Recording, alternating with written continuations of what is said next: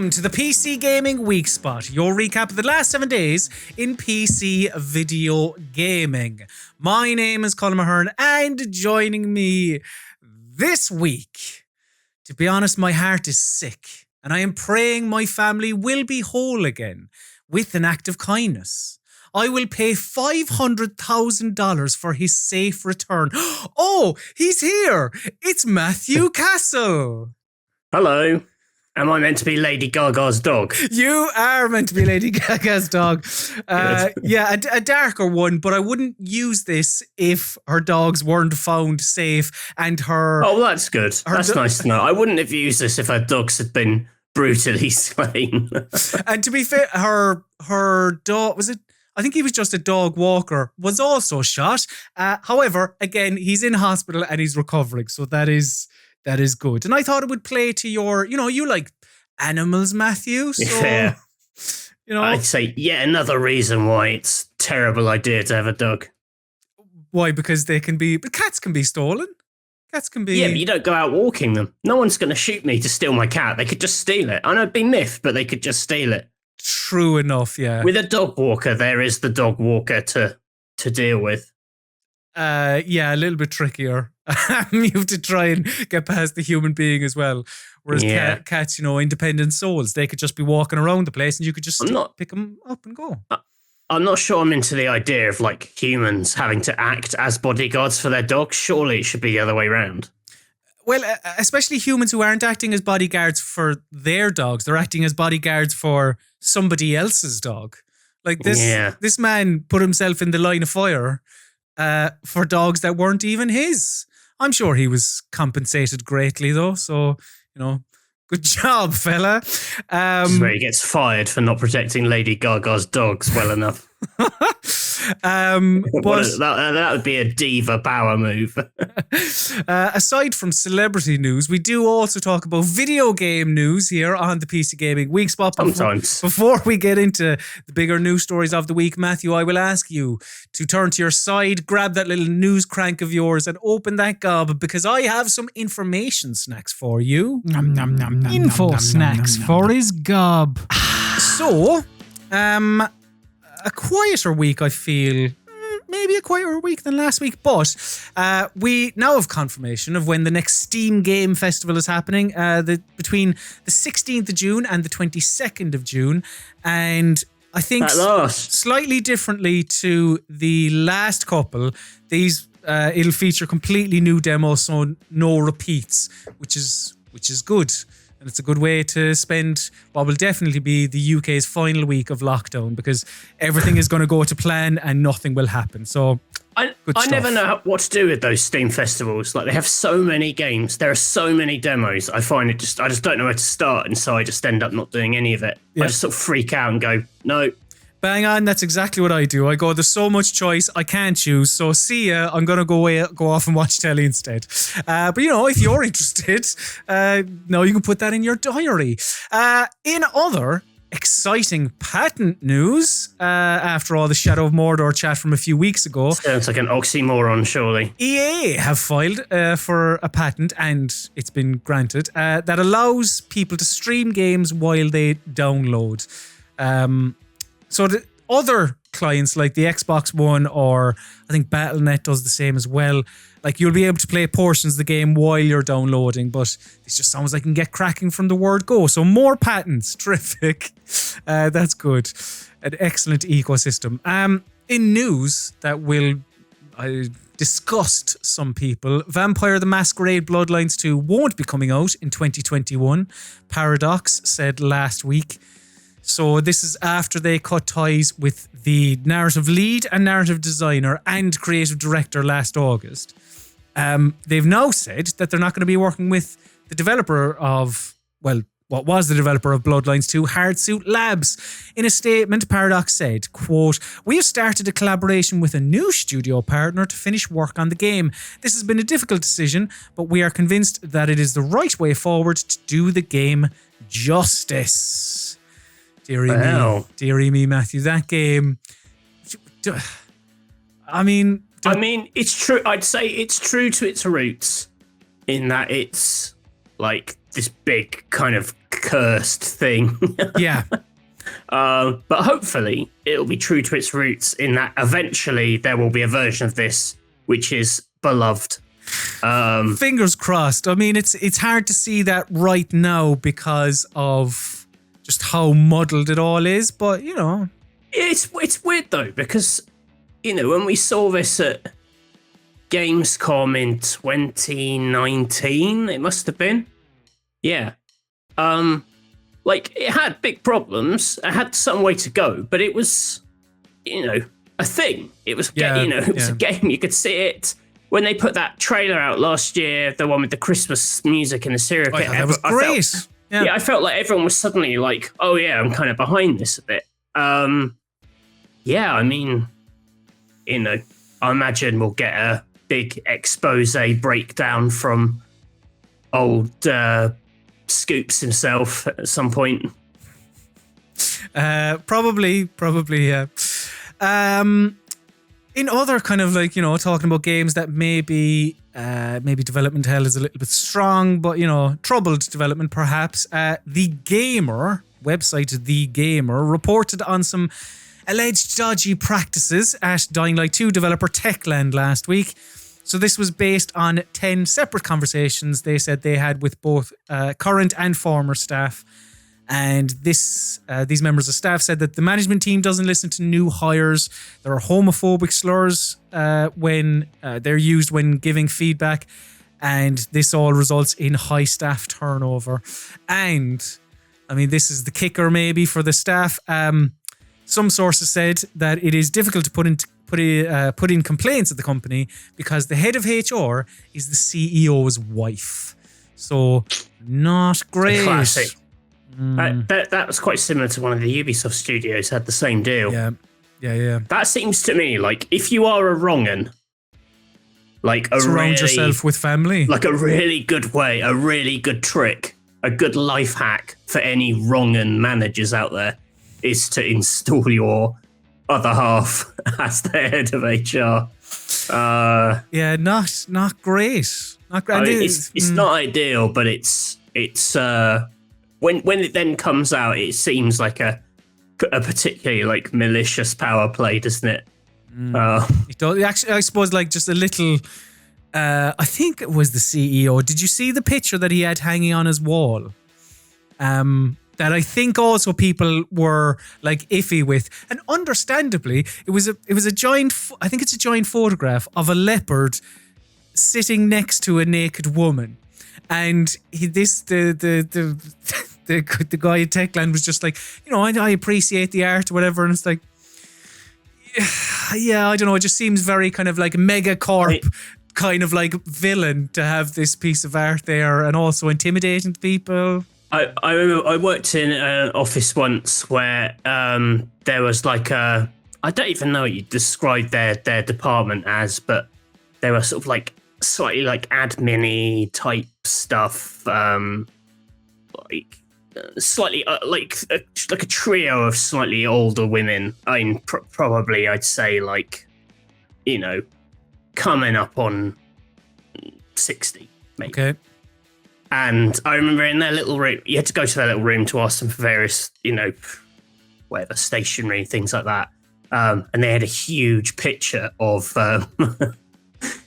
Green Arrow from Arrow, you know, the TV show. Yeah. Like just some hunk. And it was really odd because this office was otherwise like very dry, very sort of sensible. But they just had this huge, and it was just like, you know, it was from like Hunk magazine or something. Well, I used to think it was classic, really jarring that these three quite kind of sort of grandma-like figures had this huge hunk pic.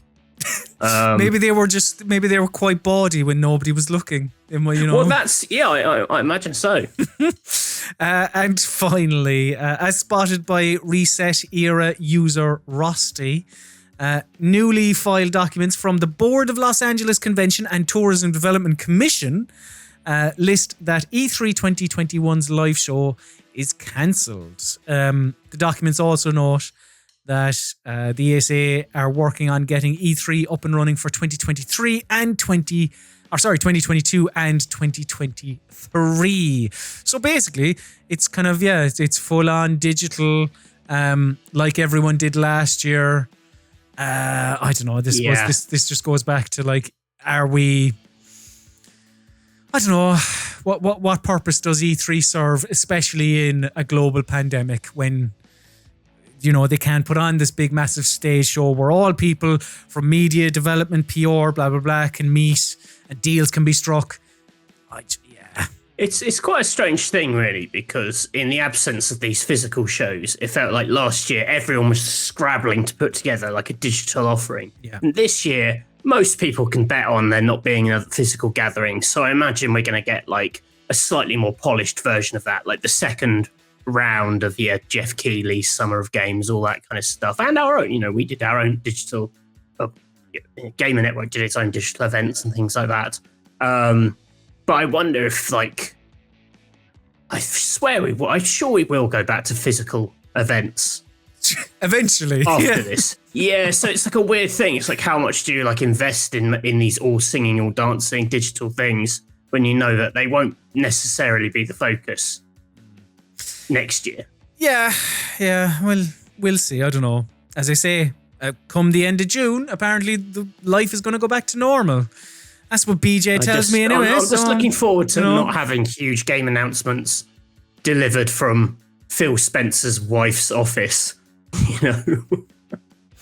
I enjoy it. Everyone then gets to, I mean, I didn't include it, but like all that stuff about people were like, did you see when Phil was talking at this thing? He had a Kojima Productions thing in the back. And it's just a statue. It's just, I don't know, maybe I'll have egg in my face. He's got a load of gamer merch the same as everyone else. Like there's a clothes horse in the background of my shop. Does that mean that Matthew's going to buy? That doesn't mean like I've bought all the clothes horses in the world. I'm not the head of Clothes Horse. Oh, imagine if you were, though. Oh my God. If I was, I'll tell you what, I wouldn't be doing the week spot. That would be lucrative. It would. Those are your information snacks for this week. So now let's get on to the bigger news stories of the week in headlines and hot takes.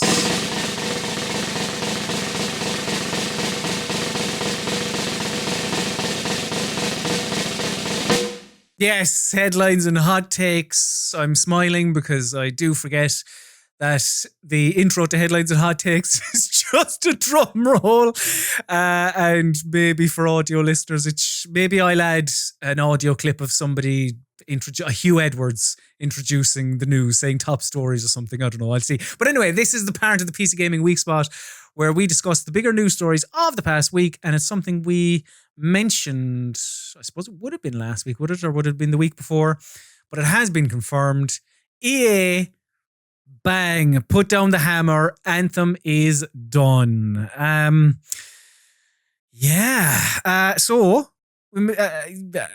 mentioned before there was a team of 30 developers at BioWare that were trying to No Man's Sky Anthem with this Anthem Next project.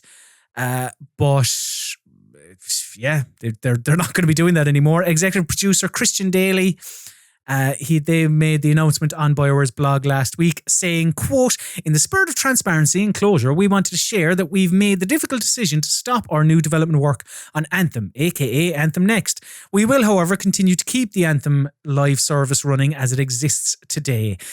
Daly added, game development is hard. Decisions like these are not easy moving forward. We need to laser focus our efforts as a studio and strengthen the next Dragon Age and Mass Effect titles while continuing to provide quality updates to Star Wars, The Old Republic. And then they just thanked all of the, I suppose if it was all of the community, they wouldn't be cancelling it. But, the Anthem community for their continued support and all that. Before we get on to sort of the ramifications of this, Anthem, Matthew, is this, is this upsetting? Are you raging? Are you furious that they've decided to kill Anthem when they could have done something by No Man's Skying the whole thing, I suppose? Yeah, you can No Man's Sky. I imagine it's just such a big operation to like change this game is probably quite difficult. And I think No Man's Sky was more of a big idea that was looking for maybe a bit more shape to it. It wasn't like they completely had to change it, where I think the thing is with Anthem is it's pretty fully formed. So whatever you change is going to involve kind of taking a bit of a hammer to what's currently there, where I think No Man's Sky was more just about expanding and clarifying, I guess. It feels like a shame, like for this particular studio, who obviously does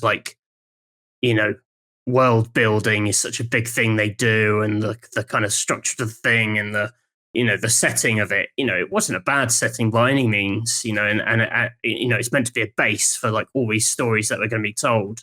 It was just so sort of slow on its feet that we never ever got to drill into any of that. So that's it's a bit of a shame. My main takeaway from Anthem, like I played it at launch, like maybe a lot of people. Like I played it at launch and never went back, because when I played it, it was riddled with bugs. I didn't have it as bad as other people, but I did have some game-breaking bugs.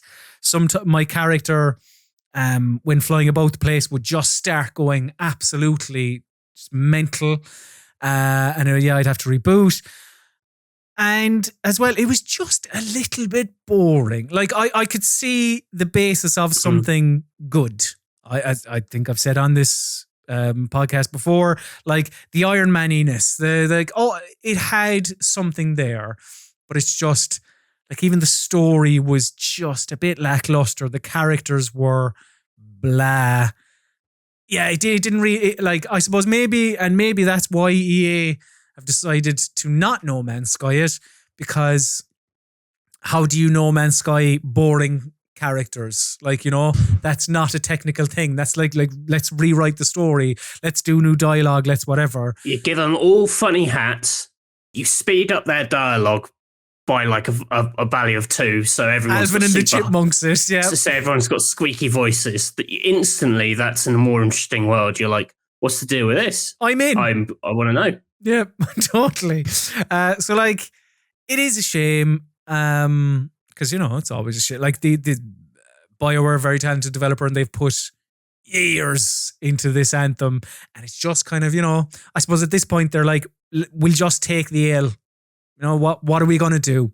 But the cancelling that, or I should say, not cancelling Anthem, but the quality of Anthem, or lack thereof, has had an effect on BioWare's other projects. So after all this, Bloomberg did report that EA is allowing BioWare to get rid of what Bloomberg called all multiplayer components. So it's been heavily rumoured for quite a while that Dragon Age 4, it's gone through multiple incarnations, but like it's been heavily rumoured that there would be a large multiplayer aspect to it. But Bloomberg sources say that that's not the case, at least anymore, because of how Anthem didn't take off. It wasn't the destiny that they thought it was going to be. And also the success of Star Wars Jedi Fallen Order from Titanfall developer Respawn. Now, yeah, I mean, neither of us are the biggest Dragon Age fans in the world, but this does, I suppose... Hey, I really like Inquisition. But yeah, I thought you've said to me before that, all right, okay, well, go on then. Dragon Age not having multiplayer. Thumbs up. Yeah, I mean, it's weird because they actually, like, BioWare have done some good multiplayer modes. I mean, maybe not with the sort of single player stuff, but like, Mass Effect had...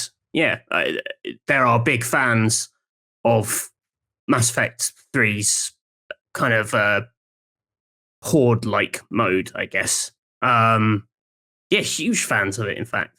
I mean, yeah. So it's not like a total bust. I mean, I imagine what they actually mean is don't make it into like a games of service sort of Destiny, like, don't let it be just an Anthem type game, which makes perfect sense. But this idea that we should just be outright celebrating that they're not going to do something which they were okay at. Admittedly, I didn't play. I played about an hour of Dragon Age Inquisition's co-op thing. So I'm not. That's not a very good advert for. I'm not like bring it back. But let's not pretend that they were totally bust at multiplayer components, because they weren't. Yeah. Yeah, but at the I same imagine time, that's not really what they're talking about. They're just trying to reassure you it's not going to be like Anthem. Basically, everything they do from now on, they've got this huge hurdle of don't worry, it's not like Anthem. I don't know. Which must be quite bad for the people working on those games who worked on Anthem. Yeah, I'm not sure they have it from here on out. I think they have it until if the next Dragon Age, like whatever. Oh, yeah, you have it until your next good game. Yeah. And as soon as that happens, then Anthem just becomes, I don't know, it just becomes a footnote in their history, I suppose. But like a big, expensive, very shiny footnote. Indeed. And what this does as well is give people, I suppose, reassurance that BioWare will be focusing on what BioWare are good at. Because even though, as you said, like the Mass Effect 3 multiplayer, I suppose, is the best example of a multiplayer in a BioWare game that people actually like really enjoy. The people still come to BioWare games for the story. Like, I suppose that would be one, and then like maybe combat would be two after some of the more recent games. But like, still, Anthem was an experiment for the studio. I appreciate when people take chances. It just didn't pan out, basically, is the thing for them. So, you know, you can still play it. I think they just, like, the weird thing that happens now is that, at least in the last year or so, the games that followed in the wake of Destiny, it's almost proving like harder and harder to get them off the ground. Because I think the time things need to bed in, you know, that's time maybe better spent playing the Destiny likes that kind of are fully featured now. You know, the pitch of these games, your Anthems, your Marvel's Avengers, it's like, we'll play this now and like, yeah, but remember, like, it took Destiny a year or so to get going. But then it's like, yeah, but you've got like Destiny 2 is firing on all cylinders right now. But you could just go and play that. If you like this kind of game, you could just go and play that right now, rather than, you know, do you want to play this thing, which, you know, everyone knows is going to take a while to kind of warm up, when you could be playing Destiny or Warframe, or, you know, there are so many things that are kind of there, and I'd be really interested to see if another game can break into that, you know, ecosystem. I mean, it's not. I guess there have been early access mega hits this last year, which is kind of the similar vibe. But yeah, like it's not specifically the AAA big publisher version of this seems to have been a long time since one of these kind of like captured the public imagination, and there are more to come by all accounts. You know, like, I really think that Suicide Squad is going to be like that, and I really hope that's going to be a big. That's going to be a big test, I think, whether that can survive this you know, world where these games just arrive and die in a kind of fit of impatience. Yeah, there are your Destiny, your Division, your don't know. But like in the AAA space, there aren't loads of them, I suppose, because they do it's such a time investment and money as well, I suppose, like cosmetics and all that. So like when somebody has their game, they sort of have their game. So I totally get what you're saying. It's like, why would you start off here with this game that's going to cost you 60 quid and it's, you know, it's not fully formed or whatever, when Destiny 2 is here. Division 2, or Division or whatever. Get on the Division 2. A lot of these games are now part of subscription services in one way or another, so they're even cheaper to get into.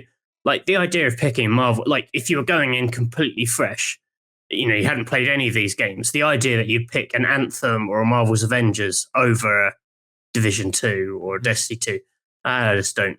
I don't get it. It's probably not going to happen. But one thing that is going to happen is there are going to be more PlayStation games on PC. And boy, howdy, are you going to be excited when you hear that the next, what will become formerly PlayStation exclusive, comes to PC. The next one is Days Gone. Hooray! So, PlayStation boss Jim Ryan spoke to Gentleman's Quarterly recently. And yeah, this is where he said that more PlayStation games come to PC, starting with Days Gone, which is going to be out this spring. Funnily enough, Ryan's quotes about how Horizon Zero Dawn went on PC, little odd. Ryan said, quote, "We assessed the exercise in two ways. Firstly, in terms of the straightforward success of the activity of publishing the game on PC, people liked it and they bought it, full stop. We also looked at it through the lens of what the PlayStation community thought about it. There was no massive adverse reaction to it. So we will continue to take mission steps in this direction." And he also he spoke about how the cost of making games goes up with each cycle, and it's easier to make these console exclusives available to other players. So he said it is a fairly straightforward decision for us to make. Those comments about Horizon Zero Dawn are interesting because whilst I played it, I didn't have tons of issues, but I did have issues. Some people, it was just a complete mess. Oh, he's definitely glossing over the technical issues there, for sure. So I thought you were saying that the bit you took, there was no massive adverse reaction to it from the PlayStation community, because there are like 100 angry people who are like, and you're like, what are you going to do? Not buy PlayStation games? You're a PlayStation fan. That's how you define yourself. Of course you're going to play PlayStation games. They could do whatever they like. You're still going to buy their games because you're a sucker, and this is how you define yourself. What, are you going to be nothing? You're going to delete your personality because it's on PC? Of course not. They've got you right where they want you. They can stick all these games on PC, and they should. And everything should be on PC, and they should. I love it. I love that quote. I think that's great. That all these people are like, and it's just like, no, we don't care. We literally don't care. It's fine. Like that. Like, yeah, that's what. Like, I mean, Horizon Zero Dawn, perfect on PC. It's like, no, Jim, it wasn't. That's something else, though. Yeah, and like, yeah, to your point, like, it's like, PlayStation fans, yeah. They loved it. It's like, did they? Yeah. And like, you see under every PlayStation tweet or whatever, it's like, how dare you take this off my console and give it to other players? It's just good. I think it's good that a company says those people don't matter, because they don't really. So the company just says, fuck you. We're taking the money. Yeah. I like that a lot. I've got a lot of time for that kind of dismissiveness of like, you're absolute lunatic fringe fans. The game itself, not a terrific one. I mean, I suppose you can't say they're starting this project. Like, I suppose they started it with Horizon, didn't they, really? But like, as a follow-up to Horizon, I don't know, maybe if it was God of War or something, like Days Gone? Like, this was like 2019's Ghost of Tsushima, really, wasn't it? It was just like, yes, it's all right. It's a bit boring. Yeah, I've only played a little bit of this. When it came out, I dismissed it as just a 5 out of 10 from having watched like 2 minutes of it, because I'm basic like that. And I played a bit of it recent actually on PS5 because they did the frame rate upgrade, and I just wanted to see it because I was slightly intrigued by the kind of zombie horde stuff. Because when they first showed this game off, it was a little bit like World War Z kind of style, in that the zombies kind of sort of pile up and become like a massive like wall of infected kind of madness. And I played for a few hours and didn't really see anything like that, and decided I'm not really interested in the kind of biker culture at the heart of the game. Like, it's not very like me. You'll be surprised to hear. Like, from what I played, like it's discount Sons of Anarchy, basically, is what it's with zombies. With zombies, yeah. Yeah, I didn't think it was terrible what I played, I'll be honest. I didn't think, I thought it was absolutely fine, but it's just not, I just don't think this is aimed at me. It's not, I suppose, because, they have said before, even after Horizon Zero Dawn, they were like, we are going to look at stuff, but this is the first game that they've announced after Bloodborne rumors, after... I don't know. I feel like there was another big one as well. But like, you have your your Bloodbornes, your God of Wars, even, you know, it mightn't be my favorite game of the world, but like, you know, even like your Last of Us, like if you had a real marquee PlayStation game to bring to PC, and it's like, Days Gone, fucking fine, I suppose. Yeah, it makes you think. Like, it seems that they're making these decisions like quite after the fact. In terms of, you know, it almost seems rather than they've got this blanket, let's bring it to PC.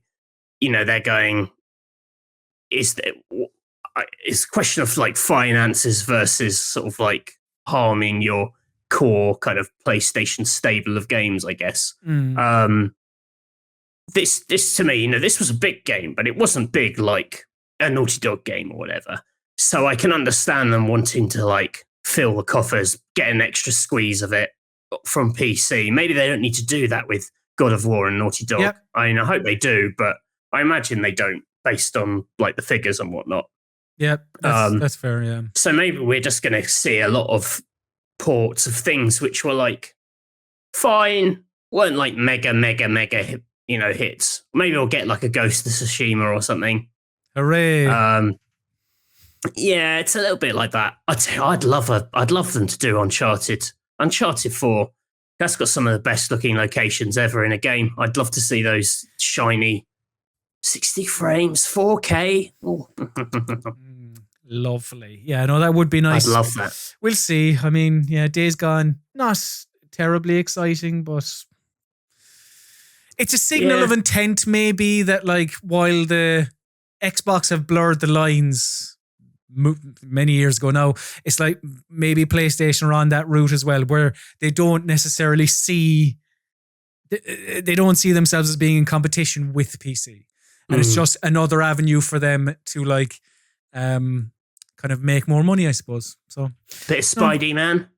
I haven't played Miles Morales. I'd like to play that. The fact that they like made you buy Spider-Man remastered, or whatever it was, again, whatever the scheme was, suggests that they're still money. They still want to make money out of that one, which puts it in the PC. Still wanting to make money. That puts it in the PC port zone. You see. Well, go on. Give us a bit of Spidey, man. Yeah, hopefully we'll see more as the months all that ray tracing on them shiny New York buildings. Ooh, that would be nice. That would be nice. Also, another thing that would be nice would be $5 billion, because what's that coming up? It is a right angle. It's Tech Corner. $5 billion is exactly what Nvidia made in Q4 of last year. Jesus Christ. So this is, I suppose, maybe a bit, a follow-up from last week, but also a bit of I don't know, it's kind of nice maybe. So Nvidia CFO Colette Kress said that the company have hinted at them updating drivers of previously released cards to make them worse at mining for cryptocurrency. And I suppose, you know, they are trying to push people towards these crypto-specific cards in the future. So it would be good, because then maybe we would be able to buy some graphics cards, for fuck's sake. I've tried like 3 times now, and I didn't even try the last time. I've tried twice, I think. I didn't bother the last time because I was like, what's the point? And I also want a better card than this, so I was like, nah, I'll leave it alone. I'll get you next time around, lads. But Matthew, my question to you is, have you ever tried to make something that was powerful less powerful? Have I ever tried to make something powerful less powerful? That's your question. I didn't think of it. Yeah, I wasn't. I gave it very little thought. Have I ever tried to? I had. I went on holiday to Dubrovnik once, and the shower in our hotel room was like incredibly fierce. Like it actually hurt. Like the jets of water were so small that they were like little daggers. They were very like it actually like hurt, like right, you know, to be in the shower. And so I spent the week like fiddling with the shower, trying to like make it weaker so I could have a nice shower on holiday. That was technically trying to make something powerful less powerful. That's a good one. How you say you spent the week? Well, like every shower I'd like, twiddle with all the various nozzles and various things to try and. Did you get there in the end? No, not really. It's a shame. I didn't really have a good shower that entire holiday. Oh, did it ruin the holiday? No, it was nice actually. Dubrovnik's very, very pleasant. Lots of Game of Thrones stuff. There's a little island just off Dubrovnik called Lokrum, which has got loads and loads of peacocks everywhere. If you go there, it's just like a peacock island, and there's a little pizza restaurant. You can eat a pizza, and instead of like seagulls and pigeons pecking at you for your pizza, it's peacocks. Beautiful peacocks, which is quite a novel experience. I mean, still, I'd be like, fuck off, it's my pizza. I don't give a shit. For sure. But at the same time, you are like, they don't look like scum like pigeons. Yeah. When a pigeon's trying to get your food and it looks like a rat, it's like a rat bird. Yeah. But this is something quite majestic. So it's like a posh person trying to steal your food. Yeah, that's what it's like. It's like if a celebrity came up to you and started like pestering you for £1 or something, you'd be like, part of you'd be like, oh, fuck God, off. you're so but beautiful. Another part of you'd be like, wow, Will Smith. I don't really, I guess. Show and tell, we can't afford a proper jingle. It's meant to be jingle. Yes, show and tell is the part of the PC Gaming Weekspot where we take you through the games that we've been playing over the last 7 days. And I made a promise here last week, Matthew. I said, look, I will play Valheim. It is a popular video game. I probably should play it. This is my place of employment. I'm going to play Valheim. No, I haven't played loads of Valheim. I've played about an hour and a half, 2 hours-ish, just to get a feel for what this game actually is. And it was a mixed experience because I don't really like survival games, right? So it started off very poorly. So I'm just going to put my hands up and say, even though this game's absolutely massive, I've completely avoided it because the first thing I heard was like survivor game. So I was like, nah. So I really have, this is actually like the most footage of the game I've ever watched. I was just like, no, I'm not interested. Yeah. I mean, I can sort of guess it. But my first, 20, 30 minutes, I was fiddling about with stuff. I didn't know what was going on. And then I was killed by a pig. And boy, how are you killed? You just exploded. Yeah, it was like a first half an hour, I'd say. And I was just like, oh, I might be done here. I'm not sure if I can carry on, to be honest. But I said, oh, look, go on, I will. But then I sort of got to grips a little bit with the systems because it tells you fuck all when you go in. So you really have to have... So again, I'm not great at survival games. I don't really have much of an interest in survival games.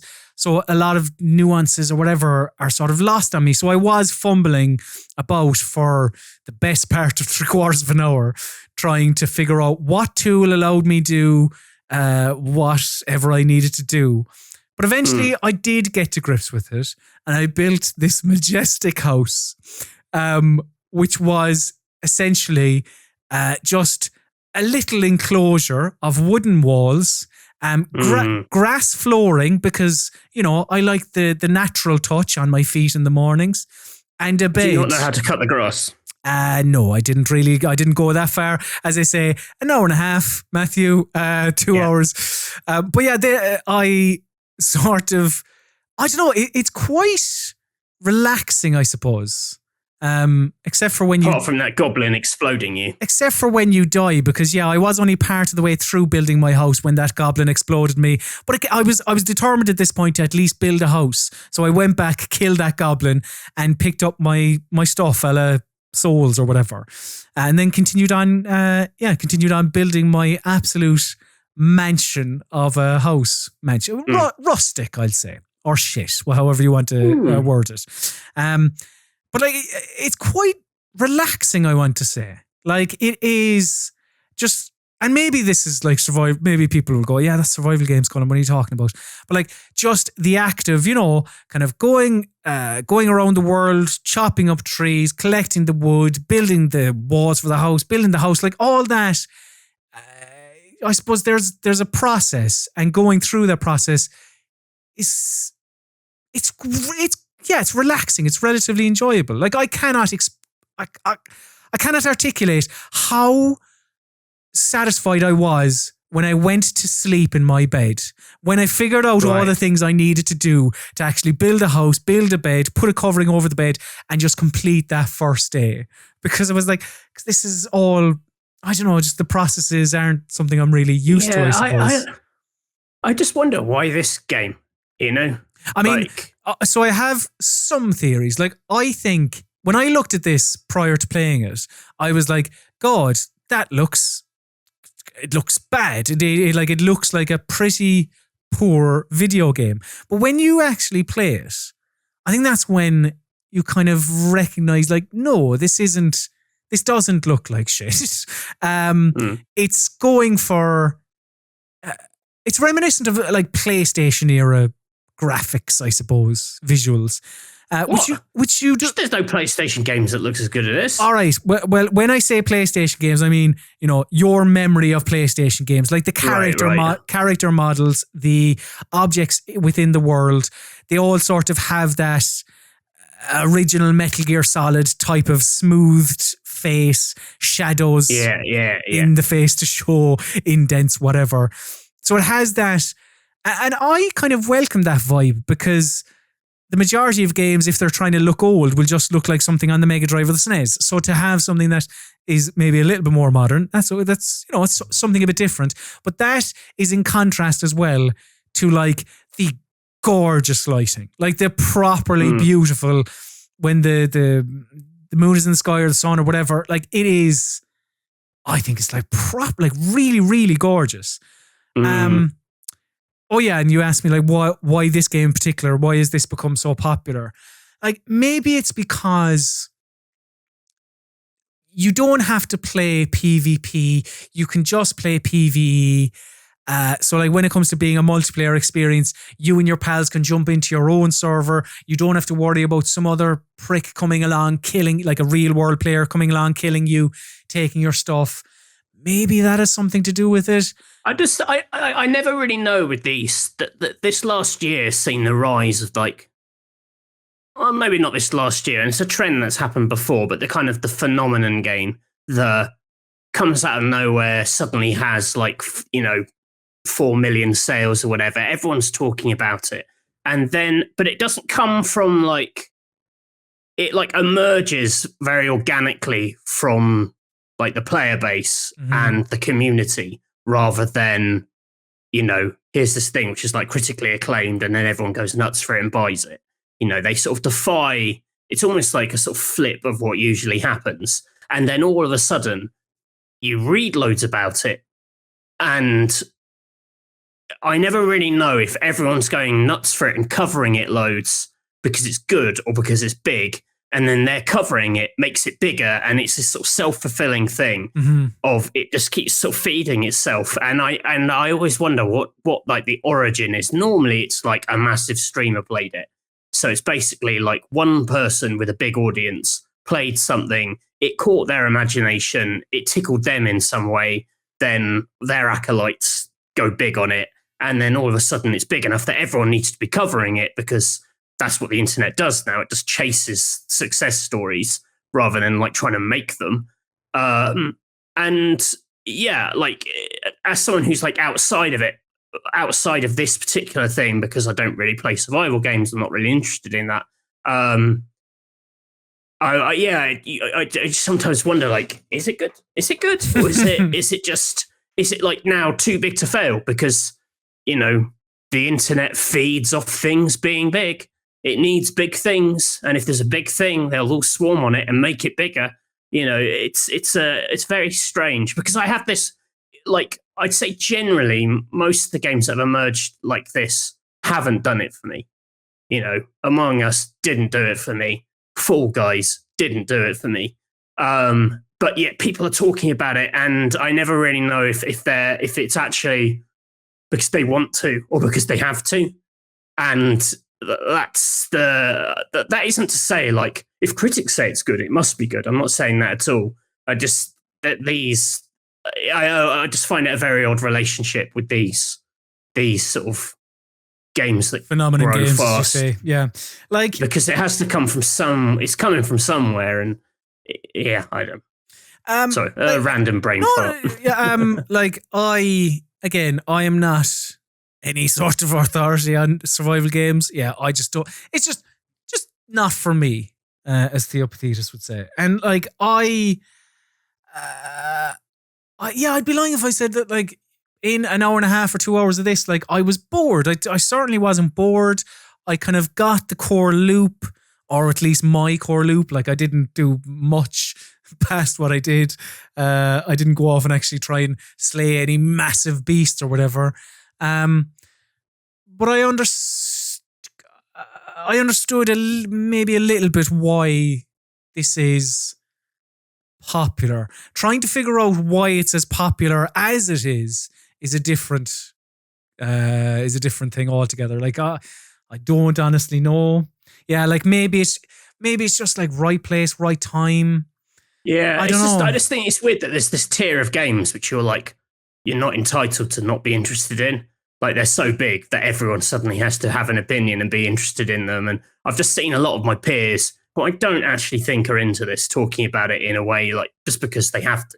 You know, like, they have to. But you know, like, they have to be on the Valheim trade. I've seen a few that's who a are job, like, though. Like, you know, that's. But that's, like, yeah, I know, but that's odd to me. You know, that's an odd thing. Like, I've a few friends who are like, yeah, I wasn't really feeling this, but then I found, I stuck with it, and I kind of fought through my natural resistance to it, and then now I'm quite happy being like a pig farmer. Like, that's my thing. Like, I've found my vibe in this game, and maybe that means it is good because it's a space where you can find, the game that you like inside it. And I'm not resistant to it just because it's, grown out of nowhere at all. I'm just very curious about this current trend, because I always come to it when the game's selling the millions. I don't ever see it emerge in real time. So it's I mean, it's hard to see. It's very hard to predict a lot of these. Like, yeah, you mentioned Among Us. And Fall Guys, other examples. I think even Among Us would be the most difficult out of all those, because, like, that was a 2-year-old game when that became a phenomenon. So, it's difficult to kind of predict. I'm just interested what lessons will be learned from these games, if any, because not necessarily this. Like I said, I haven't played Valheim, so I don't know, but the industry has a habit of, like, following what's successful and what's popular and trying to extract the kind of the big learnings from them. But when you have these games which sort of sprout, like, almost randomly, it seems, they don't necessarily adhere to traditional lessons that they've taken from other games themselves. That's what I think's interesting about it. Mm. Yeah, I mean... Like, they're not super accessible, they're often quite clunky in a way that, like, most people would say that's like instant death. The stuff which AAA games have been moving away from, they've been trying to create things which are as seamless as possible. And actually, we've seen the rise of games which are quite rough around the edges. People don't seem to fucking care. So maybe just, how much these things actually matter is the thing, but I guess, like, it probably all goes back to Minecraft as well. That's why I said it's not necessarily a recent trend. Like, it has happened before in some big ways where people have taken, they managed to get over some humps that I don't think they'd get over in, like, AAA games, if that makes sense. Yeah. But, we're not going to solve this mystery on this episode of the week. Sadly not, no. Valheim. I should, and also, like, I realise it's all bogus because I haven't played it, but I should play this, and like, maybe within an hour I'll be like, oh yes, I understand why this has sold millions. But I'm just sad because all the great games I've recommended over the years that people have ignored, and you're like, No, I'm not going to take someone else's recommendation out of spite. Valheim, it's all right. It's after an hour and a half. I had fun. That was okay. Another video game that I also played about the same time, about 2 hours, is It Takes Two, the new game from Hazelight Studios. Though that lot behind A Way Out. Does it have the song? I didn't hear the song, which was a shame. Yeah, I think that's just for the trailers. I was quite gutted, to be honest. Oh, I just want that to be the soundtrack for the whole thing. Just over and over, looped to shit. Yeah, no, exactly. So yeah, this is from the people who brought you A Way Out, the gritty prison drama that could only be played in co-op. This is similar, can only be played in co-op, but it contains a lot more whimsy than their previous game. So yeah, as I say, I played 2 hours of it with Rock Paper Shotgun deputy editor Alice Bell. Mm-hmm. I won't go too heavy on the story or the setup because I'm probably going to talk about it when the game actually comes out. But the story revolves around this married couple. They're on the verge of divorce. Their daughter, obviously a bit upset by this, and through magic and a talking book or something, she's able to turn them into little dolls. So that's nice. As a child of divorce, this is very true to my life story. So yeah, your goal in this, as both Cody and May, the shrunk married couple, is to overcome all these challenges around what is now your gigantic home. So it's Honey, I Shrunk the Kids type stuff, I suppose. Right. It's positioned as this like rom-com, right? And again, as I said, it's all whimsy and all that. And I will say that in the first 2 hours I played, it wasn't hilarious, but, I exhaled through my nostrils at points. Yeah, but that could be a negative noise. That's if it's like a or if it's a I'd say a couple of the first, right. A few of the first ones, I would say. The child seemed exceptionally annoying, like a top tier annoying child, but their involvement was also pretty minimal, so that's good. We'll see on that.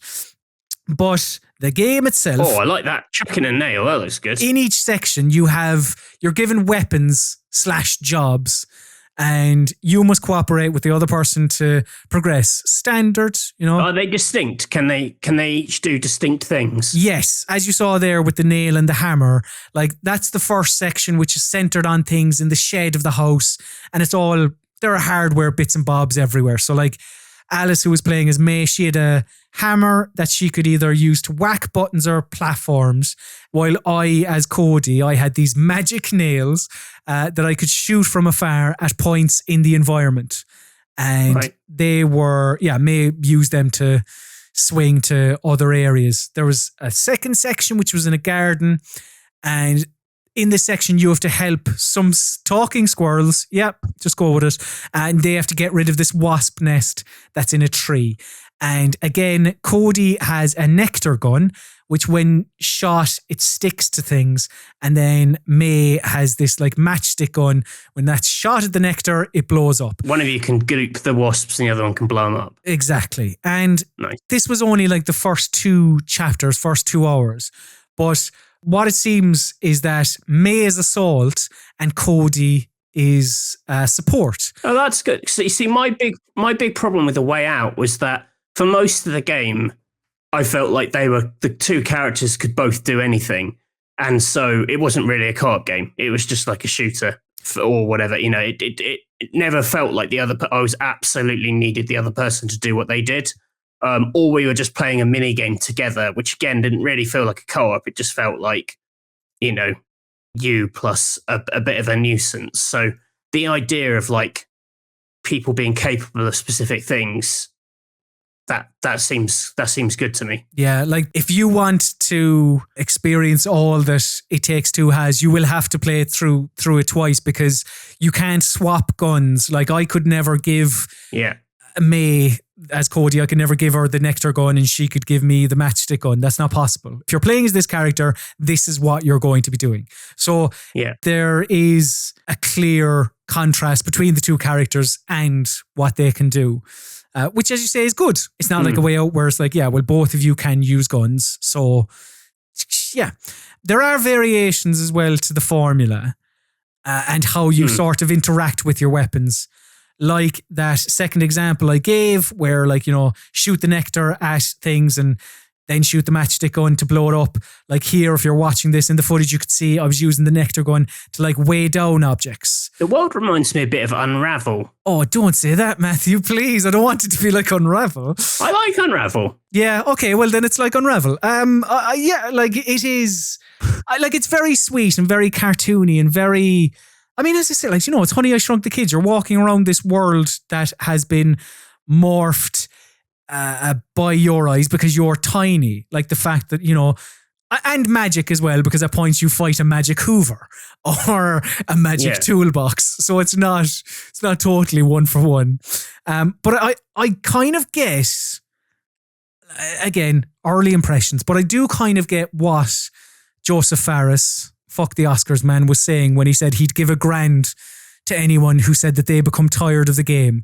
Because it's constantly switching up how you interact with this world through your weapons, or even just through other things, as well as the shooting sections. There's like on rails flying sections. There are other puzzly bits, all that. There are mini games as well that seem to be good fun and sort of play into the banter that Cody and May have, because they are divorced. They are planning on getting divorced. Are they like bickering then the whole time? Not the whole time, but like there is bickering. It could be quite sour if not done right. It didn't seem very, I don't know, distasteful or sour, as you say. It's not like Kramer versus Kramer with mini games. I do want to play that now, though. But yeah, the co-opness in this, I remember A Way Out requiring a lot of, obviously enough, it was a co-op game, but I do remember it requiring some, there were some like timing puzzles and all that. I could be misremembering it, I don't know. Here, like working together, and I think playing this locally would be like the best way to play this, because there are a lot of timing puzzles to solve here, and not even just like, butt stomp on 3, 1, 2, 3. Like it revolves around communication. Yeah. And like myself and Alice were like constantly talking, right? Okay, jump on that. Okay, shoot that in a second.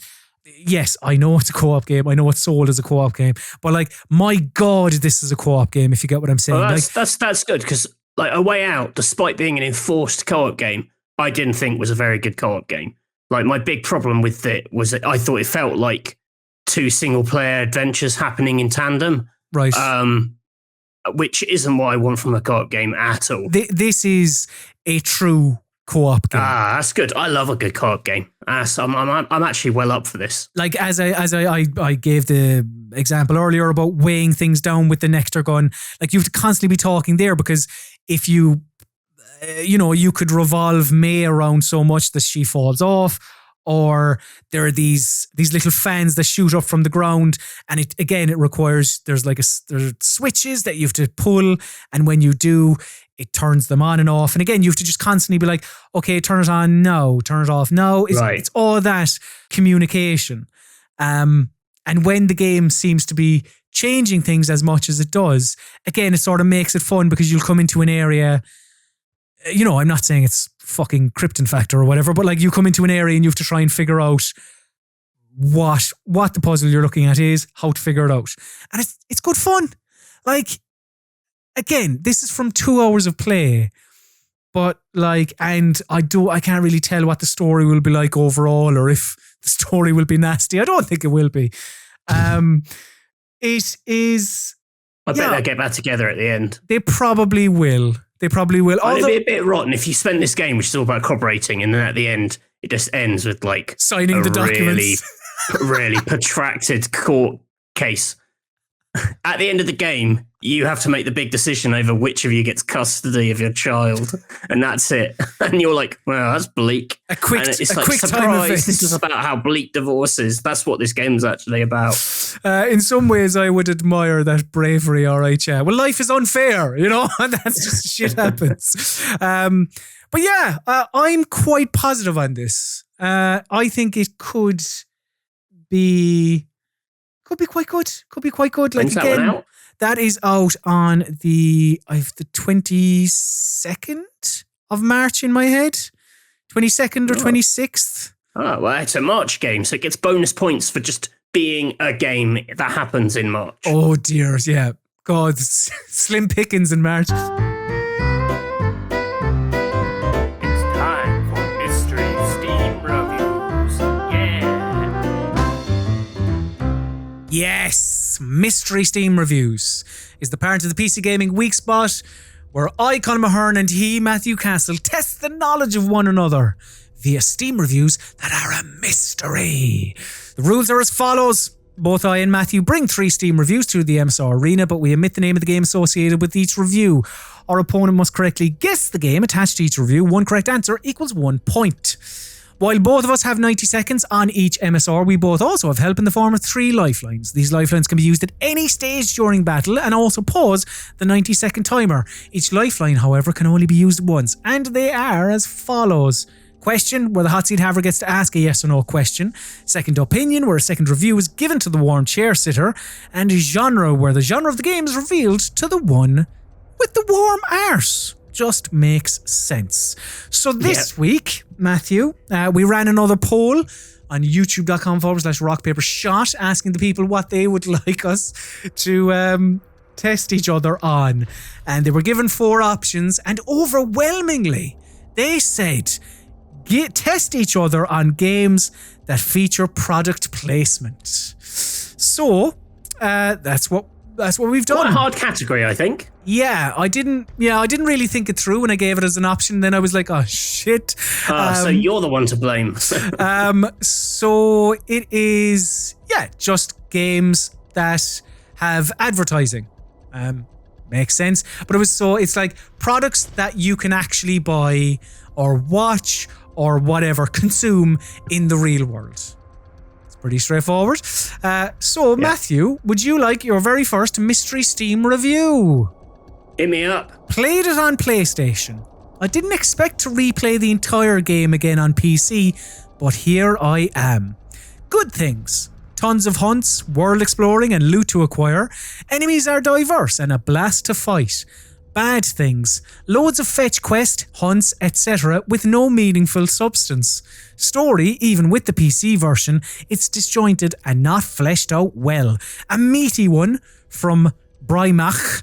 It is recommended 196.8 hours on record, 195.5 at time of review. Matthew, your time starts now. Okay, interesting.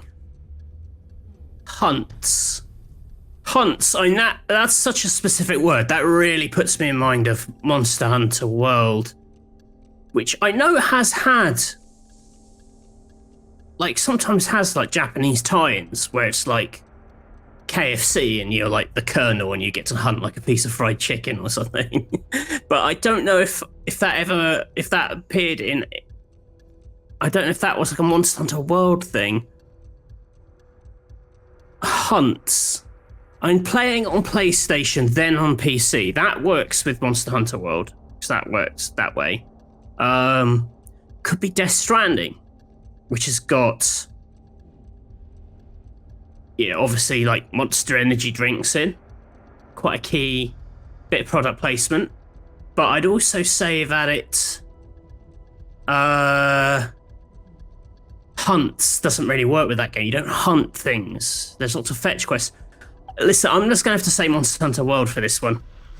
Is that your final answer? That's my final answer. What happened to Huh? your voice? You started Matthew and kind of gradually went into Chris. That's my final answer. I hope it's not Horizon. Horizon Zero Dawn I don't think has product placement in it, I don't think. So, kind of picked up on that hunt word very early on, the PlayStation mention as well. And we're looking at 2 different games, Monster Hunter World and Death Stranding. Both of those games, of course, appeared first on the PlayStation and then came to PC. So, lines up. It could be either. But is Monster Hunter World the correct answer? Matthew Castle, the correct answer is Final Fantasy 15. hunts. Oh, I guess you do hunt monsters in that. Oh yes, that's not bad. That's all. Yeah. Loads of product placement in that too as well. Yeah, you're right. That's like product Nissan placement Cup of the game. Noodles, Coleman camping gear, few others. Yeah. loads of Oh, stuff. hunts. That hunts really threw me. You do hunt. I wouldn't. I like what? Listen, I accept that one. That's fine. But I will say, It's very big of you. if you play Final Fantasy 15 and your takeaway is like, I love that hunting game, that is kind of wild to me. Like I would not be friends with that person. Sorry, Brymac. Brymac, that is quite a strange. Like, you love hunts. Have I got a game for you? Final Fantasy 15. Matthew, could I have my first Mystery Steam review, please? How the Mighty Have Fallen. It has become an over-glorified strategy game with better graphics. Storyline seems beautiful, but without the amazing fights, it's worth nothing and almost unplayable. Ayoshio does not recommend this after 0.6 hours on record. Time starts now. How the Mighty Have Fallen. Oh, a strategy game with better graphics. Oh dear, there's a lot going on here now. So this is clear. So it's a game, it's a series that's been around for a while. It's been a glorified strategy game. That almost implies that like it wasn't before. What game? But they don't say it has become. They insinuate that like it's like an over-glorified strategy game. Oh, yeah. I have no idea. Yeah, do you know what? I might use my second opinion. It's early, but... Yeah, pausing the timer, 37 seconds. Could I have my second opinion, Matthew, please? The second opinion is... It's like a Scorsese gangster movie where every 30 minutes is interrupted by an episode of The Simpsons. Okay, restarting the timer now.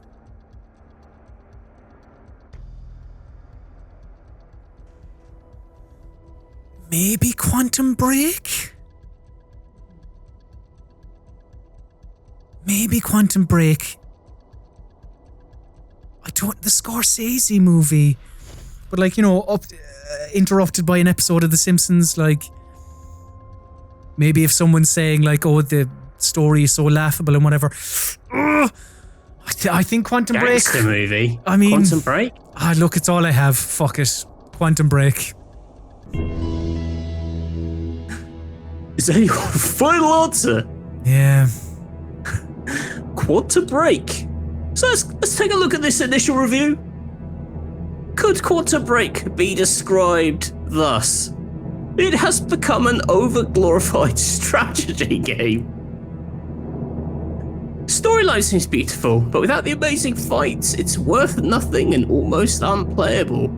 Would you describe Quantum Break as a strategy game? I wouldn't myself, but you know, we have learned that people on... Would you describe it as being like a Scorsese gangster movie? Again, not personally, but...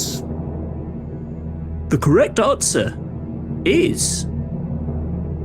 Yakuza Like a Dragon.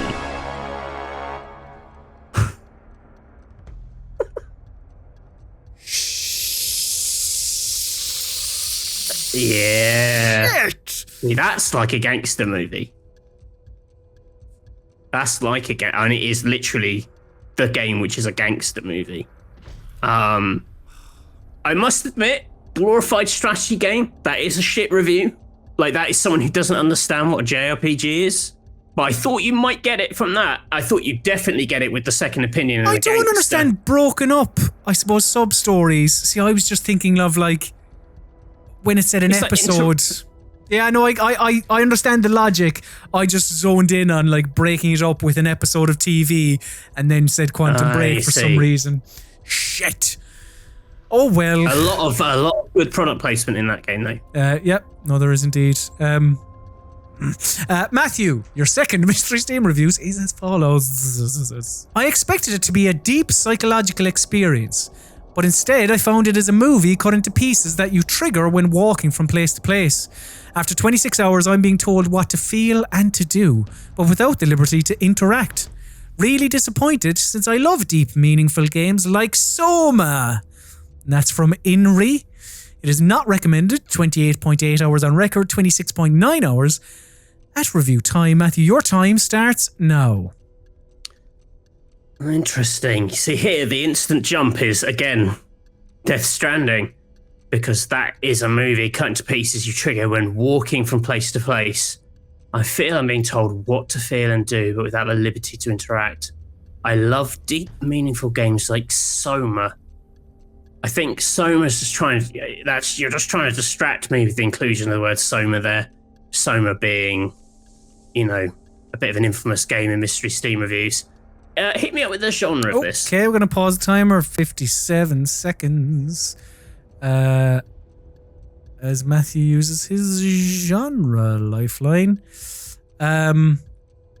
So the genre of this is where is the genre? It is, according to wikipedia.org, an action game.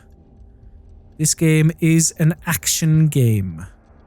Restarting the timer now. Is Death Stranding an action game? I would have said it was an open world something, but that could just be Wikipedia being... Wikipedia didn't think Goat Simulator was a simulator. It's not a simulator. So, well, I think we all know Wikipedia's full of shit. Shittypedia. I don't know. The thing is, the only thing that's throwing me here is if they're saying that's how long, because Death Stranding is a lot longer than 26 hours. It'll take you ages to complete. I don't know if I'm meant to take from that they finished it, but I think it's Death Stranding. Is that your final answer? That's my final answer. From the off, Matthew, you were thinking this has to be Hideo Kojima's masterpiece. Death Stranding, his magnum opus, where that lad from The Walking Dead walks from one place to the other. You were thinking the Soma inclusion, just a little red herring. You stuck to your guns, you've ended up on Death Stranding, and I can tell you, Matthew, that the correct answer is Death Stranding. Monster Energy drink. Monster Energy adverts, drink. Adverts for AMC's TV show. Like technically Norman Reedus, like the concept of Norman Reedus, the actor, is product placement. Yeah. And Norman Reedus, like both Sam Bridges and Norman Reedus live in this world. So surely Sam Bridges would see those the adverts for that ride with Norman Reedus and go, hang on a second, that looks a lot like me. Is that my long lost brother? I don't believe he does, though. It's a bit of a shame. Matthew, could I have my second Mystery Steam review, please? Quantum Break. Huh? Go on. This game should be classified as a drug. It's addictive, expensive, and destroys your life, says Nave. They recommend it with 31.2 hours on record, 29.8 at the time of the review. Not that addictive at 31 hours. Time starts now. Your reviews this week, Matthew, are unbelievably vague. Oh, come on. This game, mine are, I'm giving you Bibles on games. This game should be classified as a drug. It's addictive, expensive, and destroys your life. Literally any video game. Fuck it, I don't know. Pausing the timer, 106. Could I have my genre lifeline? I've given up. I'm joking, I haven't. It's a life simulation video game. Restarting the timer now. Excellent use of genre, because... Well, you don't know yet. That's surely That's surely The Sims.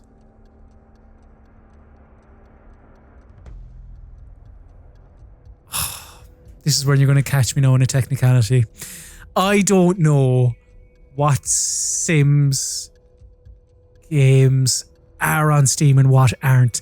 I might have to just shoot with The Sims 4 and maybe hope that you were kind of, a decent human being and didn't decide to just do The Sims 3 because there's nothing about that tells me it is like the third game in the series. Unless I'm completely wrong, and this indeed is Quantum Break. But yeah, I'm going to say, let's say The Sims 4. Is that your final answer? That is my final answer. So, you said The Sims 4? You got there from Life Simulation Game, but you are gambling. IKEA furniture in it. You are gambling on me being a reasonable person. Very interesting move. The correct answer is The Sims 4. Thank you. I it. appreciate that. I'm glad. I appreciate that you were decent. Thank you very much. Decency didn't come into it. You were right. Is that the That's all. Is that the only? That's all that matters. Yeah, there's IKEA furniture and there's actually there's more than IKEA, isn't there? There's like loads of stuff in The Sims. Yeah, the thing I was thinking of was there was some Italian clothes label pack, but yeah, the stuff you can buy in The Sims. Good I stuff. would have probably just given you The Sims in general. Thank you. Despite the fact that Life Simulation Game giving it up. Matthew, would you like your third and final Mystery Steam review? I would. Fun game if you like fighting the same single enemy over and over and over and over and over. Not scary at all. Very bad voice acting. And that's from Secret Horse. It is not recommended, and I love that the review was done at 0.7 hours. 0.7 hours on record. A game where you get that bored of the enemies in the first hour. Matthew, your time starts now. Interesting. What clues have I got left? You have loads. You have your question and your second opinion. Second opinion, please. All right, pausing the timer. 120 as Matthew uses his second opinion. So the second opinion of this video game is as follows. Loved it. Even though fighting is repetitive and annoying after the first few hours, this game is always tense. The atmosphere is thick AF. And damn son, they build in some nasty jump scares. I died after one of these nasty ones and knew it would come. Still made me flinch. FFS. Ha ha. Would you like to use your question while you're here, or? Yeah, I'll use the question. Okay. What is your question? Is this a first-person game? No. No, it is not a first-person game. Okay. Your timer 120 restarts now. So interesting. So it's not first person. That rules out a lot of traditional horror games. A third person survival horror game. It could be any of the Resi games. I don't think they've got products in them though. Fighting the same enemy over and over again. I guess zombies count.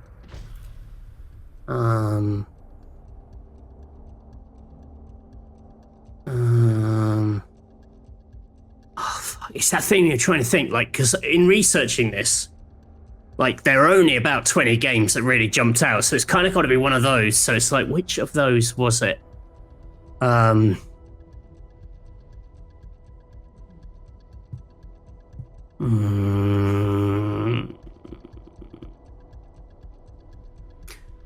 Same enemy.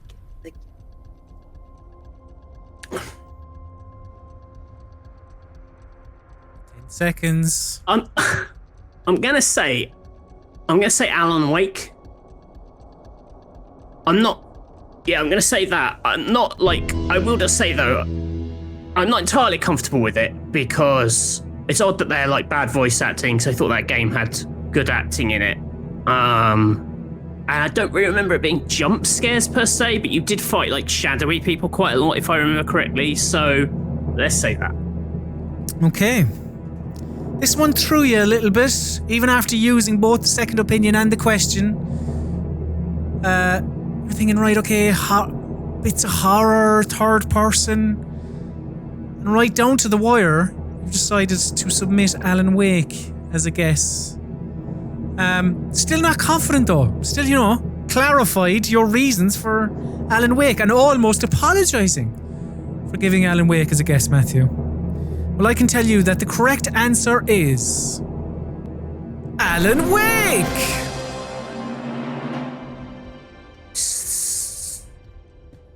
Well done. The other thing, at the back of my head, I was like, it was on PC. It wasn't just on 360. Yeah. And I thought you'd get it because of me mentioning Quantum Break earlier. That's why Remedy was in my head, I suppose. Oh. But loads in that. Energizer batteries, there are cars, there's real cars, there's loads of product placement. Matthew, could I have my third and final Mystery Steam review, please? Fantastic thriller in every aspect, but I would really appreciate it if the hero, after drinking all that coffee, could run for 5 meters straight without panting like a grandma after running a marathon, says Dax Terminator, who recommends this game after 32.5 hours, but only 26.2 at the time of it. Okay, time starts now.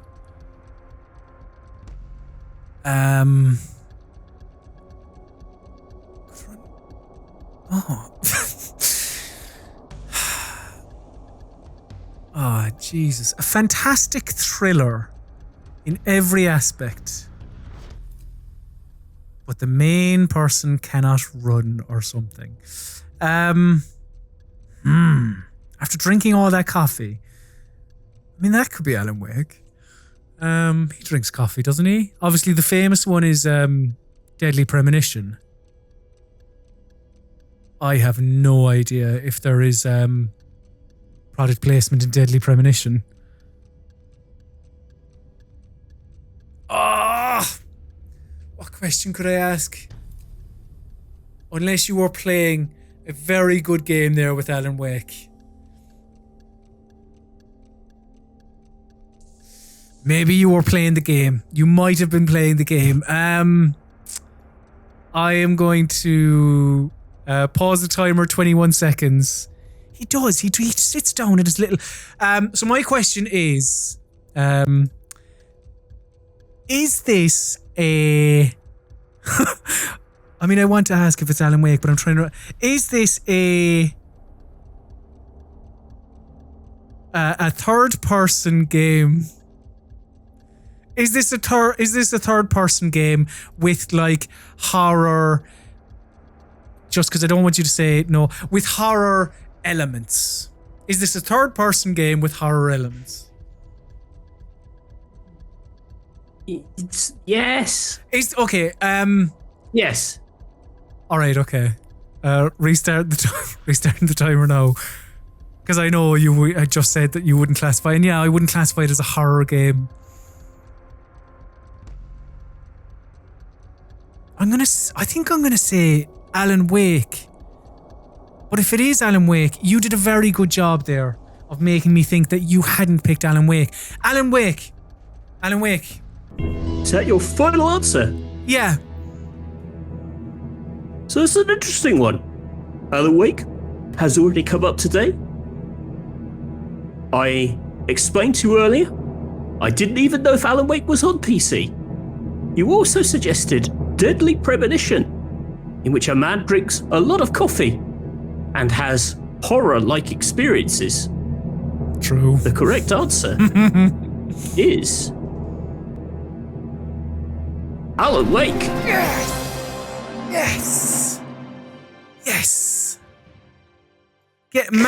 Matthew, well done. That was top tier, high level play from you. I genuinely thought it was almost like you'd never even heard of the game Alan Wake before. I over-egged it a bit, didn't I? I know. I thought it was good. Well, you threw me off until like the final 10 seconds of that. So, because I was thinking beforehand, surely there's going to be at least one duplicate because, there aren't loads of games with product placement. So, Alan Wake was the one.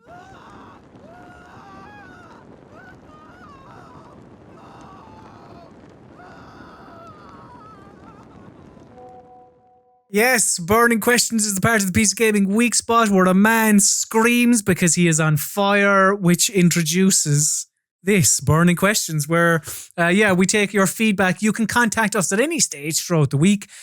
Just email us weekspot@rockpapershotgun.com and then we may read out the correspondence on the show. We have a few bits here, Matthew. Of course, as is tradition, we start off with your friend and mine, Mog, who gives us, he donates, he does a little super chat there on YouTube when we premiere the video version. So thank you very much for your tenor, Mog.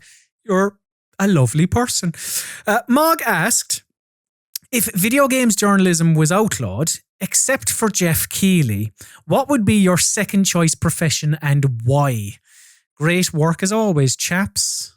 So what would be your why except choice? for Jeff Keighley?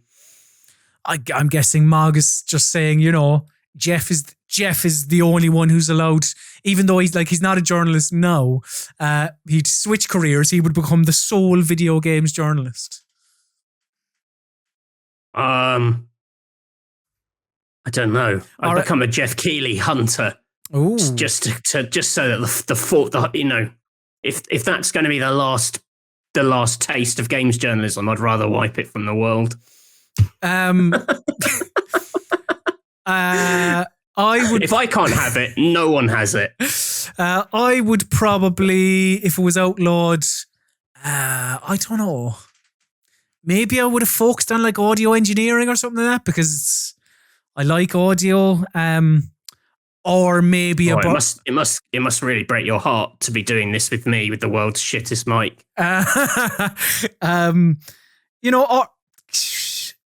I don't know, or a burglar. Maybe I would have become a burglar because that's quite... I'd burgle Jeff Keighley's house. That's quite lucrative. I would also... I'd be a crime writer. That'd be good. Very good. Writing about crimes that were committed on Jeff Keighley. Writer. On Jeff Keighley. Jeff Keighley would be your star. Ideally, that would be my first choice profession now, but, Another question from Ben from Cambridge. Hello, Ben. Ben says, I have a burning question. How do the Castles have any room for furniture in their house, given the proliferation of ultra-wide monitors Catherine has to cover? The Samsung Odyssey G9 looks ridiculous. Keep up the good work. Ben from Cambridge. Well, I agree. How do we have any room for furniture? Okay. Answer, we don't. Our house is like an Argos warehouse. Fun. Boxes. Because everything's just boxes. You don't know what's in anything. Like if we have a guest over, we have to basically remove all the boxes from one room and pile them up in another room so that someone can actually use the bed. Because there are so many boxes. Our house is just mountains of USB keyboards and mice. It's never anything fun. It's always keyboards, headsets, and mice that people don't ask back because they're not very good. No one wants them. So it's like, do you want D-grade peripherals? Come on down to the Castle Warehouse. So the answer to the question is, you don't have any room. Basically. No, we have some basic furniture. I'm not going to oversell this. We have a bed and a chair. I'm sitting in a chair now. Well, someone's doing well, aren't they? Yeah. They have a bed. I hope that answers your question, Ben. And Jonathan got in touch. Jonathan said, what is one console exclusive from any generation that you would love to see on PC? Skate tops the list for me. Would love to hear your thoughts. Keep up the marvellous work, fellas. Jonathan. Thank you, Jonathan. Now, Jonathan sent this in prior to the PlayStation news.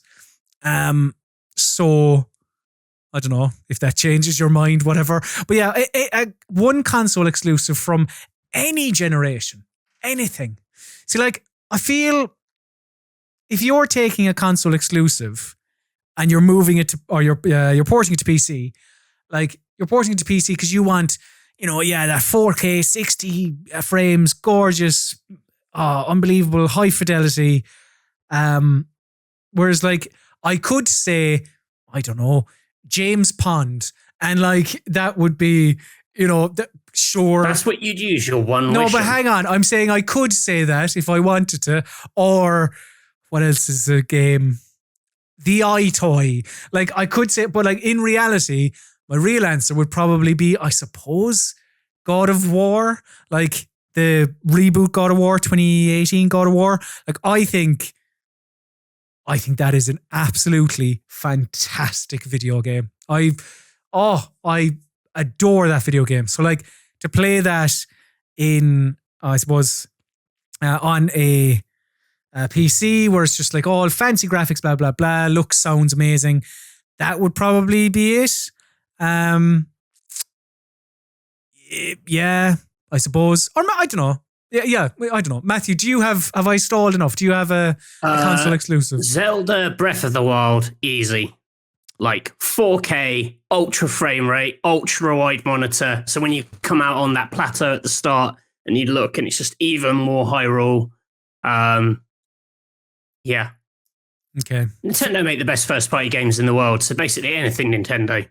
Mario Odyssey, please. That would be good. Or if you had Breath of the Wild, if you could like make it actually better, that would be good. You could take out the shit weapon degradation. Don't be one of those dimwits. Like it's yeah. Let me guess. The weapons degrade. Yeah. I'm sorry. I don't just go like it's a Zelda game. Boom, the best game of all time. You do not understand. We hold Zelda to the highest standards.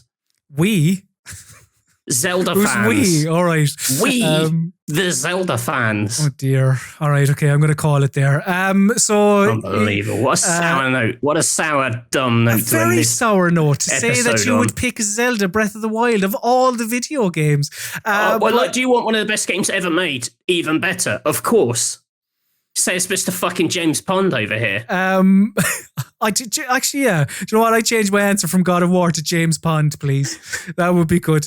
Or Connect Sports Rivals, maybe. Just play a ROM on an emulator. You could do the same, can't you? No, but I want it done properly. I want it to look amazing. I want him to jazz it up. Fine. So if you want to contact us, you can do so. Email us weekspot@rockpapersshotgun.com. So that just about does it for this week's edition of the PC Gaming Weekspot. Thank you very much, dear listener, dear viewer, for listening or viewing. Of course, if you want more of us, there are ways. First of all, you can follow us on social media. I am at Colm_Ahern. Matthew is at Mr. Basil_Pesto. If you want to talk to some like-minded people, head over to Discord, discord.gg/rockpapershotgun. Also, if you want the video version of the PC Gaming Weekspot, go to youtube.com/rockpapershot. Do all the liking, the commenting, the subscribing, and the ringing of the bells. All that YouTube stuff. But if you want the Weekspot audio podcast, you can subscribe to our podcast via all your podcatching apps like Apple Podcast, Spotify, Pocket Cast, etc. But for all of your PC gaming needs, head to rockpapershotgun.com. Now, there may not be a Weekspot next week. This is news to me. I know, I meant to mention this to you. I remembered it while I was doing that bit. I meant to mention this to you beforehand. There may not be a Weekspot next week. We'll see. There also may be a Weekspot, and if there is, hooray. It'll just be me by myself. I got to get paid. Talking about that Valheim. Play Valheim and do 2 hours on Valheim. Yeah. But yeah.